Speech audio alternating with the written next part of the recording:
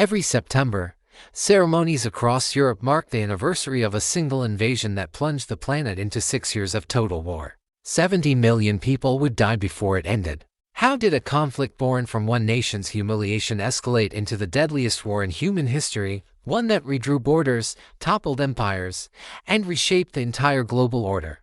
The seeds were planted in 1919 in the halls of Versailles. Germany, defeated in the First World War, was forced to accept crushing reparations, territorial losses, and a clause admitting sole guilt for the war. The German economy collapsed under the weight of hyperinflation.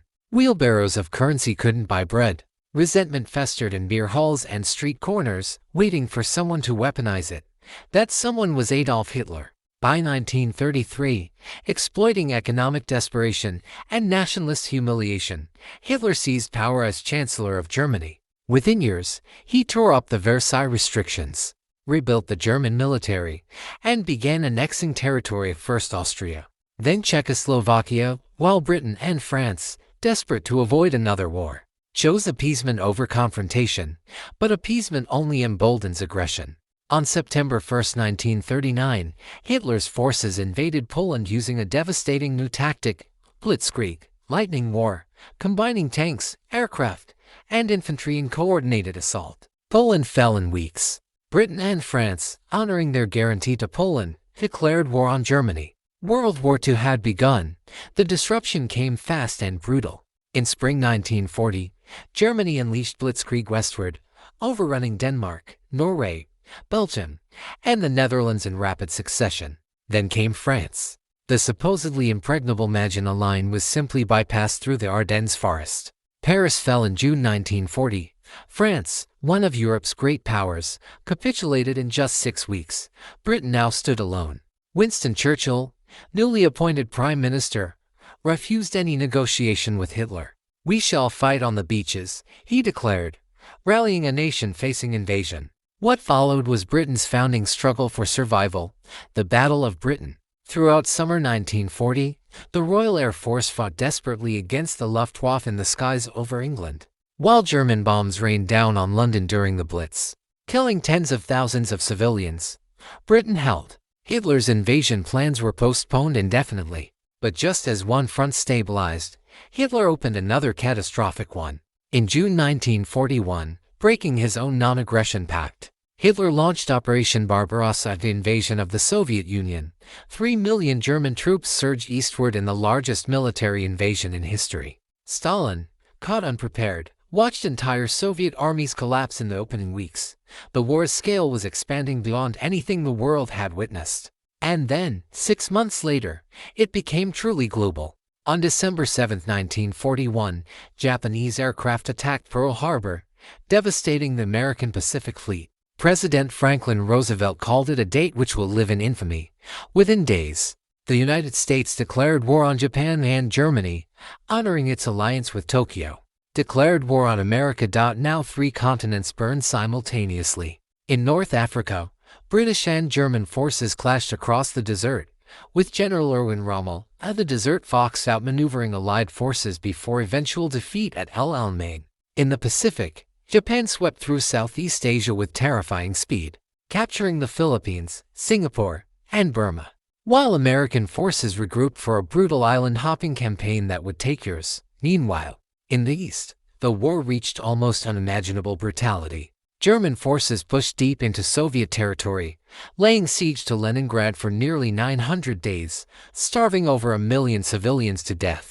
Hitler's regime simultaneously began implementing its most horrifying policy, the systematic extermination of European Jews. Concentration camps transformed into death factories. By war's end, 6 million Jews would be murdered in the Holocaust, alongside millions of Roma, disabled individuals, and political prisoners. By late 1942, the war's momentum began shifting.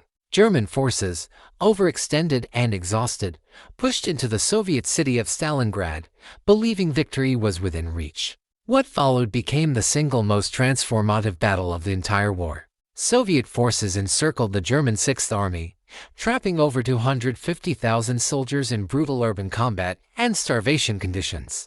By February 1943, the survivors surrendered. Stalingrad shattered the myth of German invincibility and marked the turning point on the Eastern Front. Momentum now belonged to the Allies. In North Africa, combined British and American forces crushed Rommel's Afrika Korps by mid-1943, opening the path to invade Sicily and mainland Italy. Mussolini's fascist government collapsed within weeks, and Italy switched sides.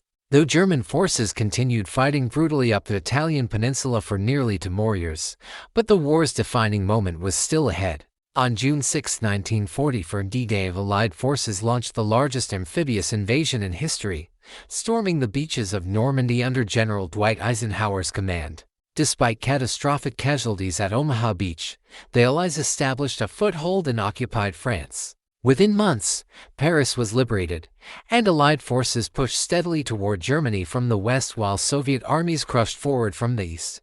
Hitler's regime, cornered onto fronts, grew increasingly desperate. In December 1944, German forces launched a last, massive counter-offensive through the Ardennes Forest, a Battle of the Bulge catching Allied lines by surprise. American forces, though badly bloodied, held their ground and repelled the assault by January 1945, exhausting Germany's last strategic reserves. Then came with terrifying speed. Soviet forces reached Berlin by April 1945, fighting through the city street by street. On April 30th, with Red Army soldiers just blocks from his bunker, Adolf Hitler committed suicide. Germany surrendered unconditionally on May 8, 1945, Victory in Europe Day.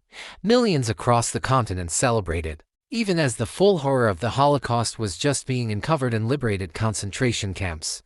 But the war wasn't over. In the Pacific, Japan fought on with fanatical resistance, refusing surrender despite mounting losses at Iwo Jima and Okinawa, battles so brutal they claimed hundreds of thousands of lives combined. Facing the prospect of a catastrophic invasion of Japan itself, President Harry Truman authorized the use of a devastating new weapon. On August 6, 1945, an American bomber dropped the world's first atomic bomb on Hiroshima, instantly killing tens of thousands and dooming tens of thousands more to radiation sickness. 3 days later, a second bomb obliterated Nagasaki. Confronted with weapons capable of erasing entire cities in seconds, Emperor Hirohito announced Japan's surrender on August 15, 1945. World War II was finally over. The scale of devastation defied comprehension. 70 million dead. Entire cities reduced to rubble across Europe and Asia. Empires that had ruled for centuries, Britain, France, Japan, emerged fatally weakened, accelerating the collapse of global colonialism within decades. Out of the ashes, 2 new superpowers emerged, the United States and the Soviet Union, their wartime alliance already fracturing into the ideological standoff that would define the coming Cold War.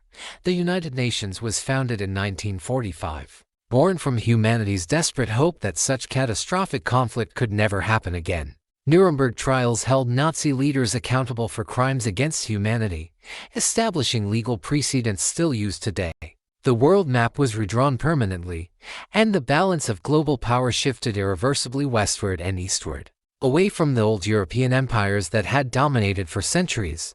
Every September, when ceremonies marked that first invasion of Poland, the world remembers not just dates and battles, but the staggering cost of allowing hatred and aggression to go unchecked. World War II began with one nation's humiliation weaponized into conquests, and it ended by reshaping the entire global order, leaving behind a permanent lesson written in the blood of 70 million souls, that the deadliest war in human history was also the one that finally taught humanity what must never be repeated.